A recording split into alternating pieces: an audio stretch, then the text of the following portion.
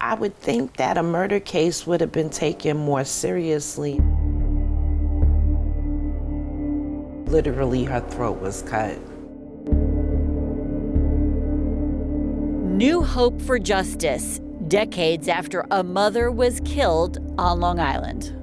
You know, you find a body dead on the street, you want to know what the hell happened.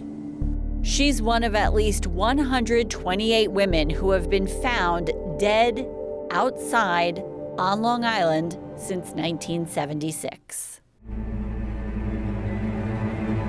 It seems as if a lot of these women have been forgotten. The families haven't forgotten them, but I think many other people have. I can understand why you named the article The Forgotten, because things just kept moving on as if it didn't even happen. And there were large groups of people that couldn't forget and still just don't forget. After a Newsday investigation sheds light on dozens of cold cases, relatives emerge looking for answers to what happened to Theresa Cerney. The documentary has about 300,000 views on YouTube and about 2,000 comments. And out of those 2,000 comments, one was from a family member of a victim, and it really stood out to me. My aunt Theresa K. Cerney was murdered in North Amityville on Thanksgiving 1988. Her body was left outside near a shortcut path. Her case is still unsolved.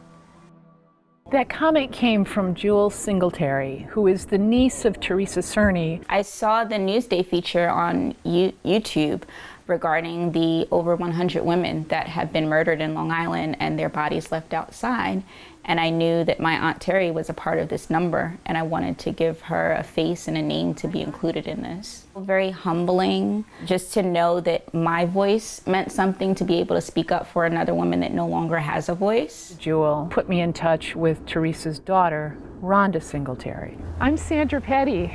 Rhonda told us she's never spoken publicly about her mother's killing, but felt compelled to after seeing our story.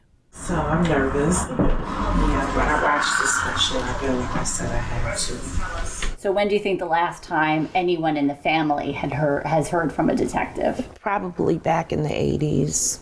You wake up in the morning and you think of your loved one and you think of what happened and you just cry. You're driving along at night on your way home and the tears just come.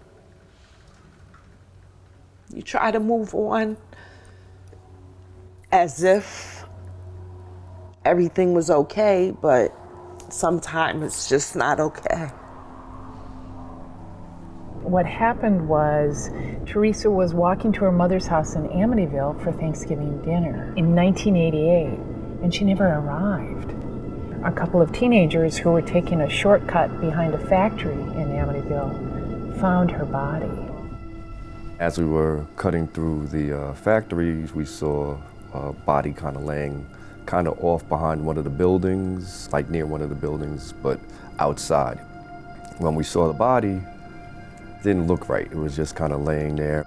Kirk Carter is a science teacher in Bayshore now and remembers what it was like telling his friends he had found their mother's body.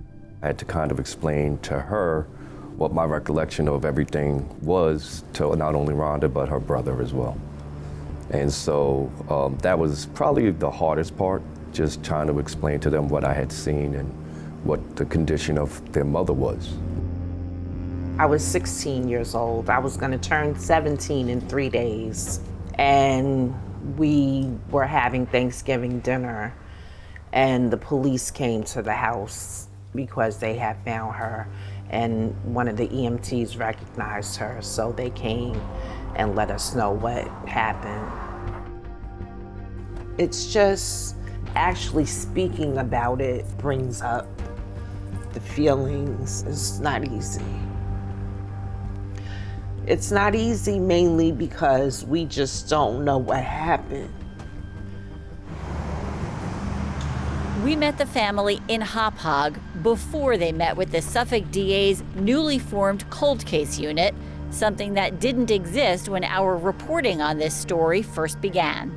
You just took a deep breath. How you doing? Yeah, we're keeping our nerves together, coming together as a family and getting through it. Hopefully we'll have some news that we haven't heard before, and we're just glad that they're looking into it. We never had any closure. We never had any explanation. It's just been an open case. You know, nobody really cared enough to find out what really went on. I'm feeling real hopeful. So thank you. Thank you for shedding light on this.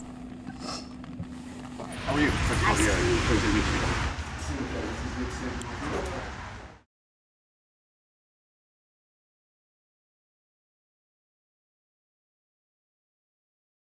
The meeting was quick, lasting under 20 minutes. It was just hi, who they are, who we are, and that we'll look into things and talk further at another time. Theresa Cerney's family, when they came in for a 15-20 minute meet and greet, their description, they said they feel hopeful finally.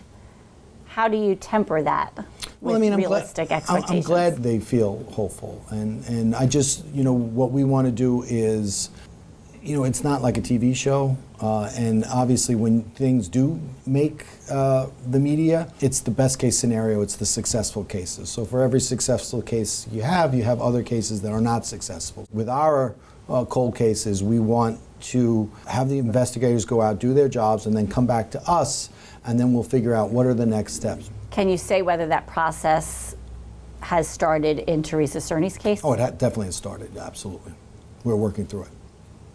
When Terry was killed, did the detectives talk to you or your parents? No, never. There was never an investigation. It was like he was this drug addict dead in the street. Let's just ditch her, send her to the morgue and get it over with. That's the way it was handled. So you felt as if they didn't care? Yeah. Oh, yeah, definitely. The whole family did. She was the most loving mother, and she would go out of her way for her children. My aunt was the type of person that she came around for every holiday, and she let you know that you were loved. So this was hard. It was brutal. It was brutal. Nobody deserves that. Even if it didn't mean answers for my family, maybe it could mean some for some of the other women. I'm optimistic. I feel like at least somebody's looking into it, and that makes me feel good.